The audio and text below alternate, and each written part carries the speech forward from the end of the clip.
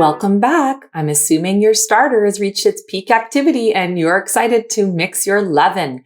Remember, the leaven is also called the pre-ferment, so some formulas or recipes that you may find may actually call them pre-ferment. My formula that we're going to make today calls for 150 grams of active starter. And this loaf that we're going to make, I decided to call, just like the real thing, gluten-free sourdough loaf. So this leaven calls for 150 grams of starter. And to that, you're going to add 90 grams of water and 60 grams of brown rice flour and give it a really good mix. And remember, if your glass jar is just too tall and skinny like mine is, you can pour your starter directly into a bigger bowl or a container and feed it directly in there, mix it up, and then just cover it with plastic wrap or a lid and let your leaven grow in there. So you do not have to mix it in the jar. You can do whatever you'd like.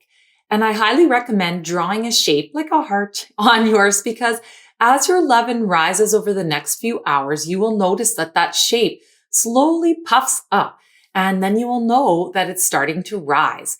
And as you can see, it will eventually have this beautiful domed shape. So we will come back after it's ready and I will show you.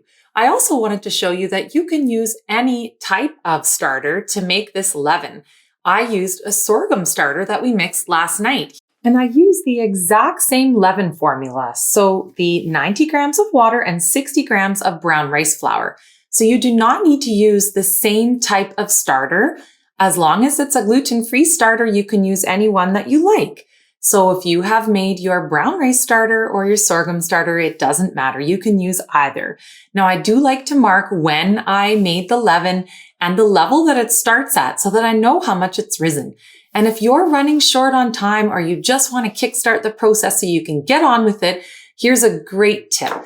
Place your leaven into the oven. You can just turn the light on and it will give enough heat to keep the leaven at a wonderful, ideal temperature. And it will almost double or double in no time.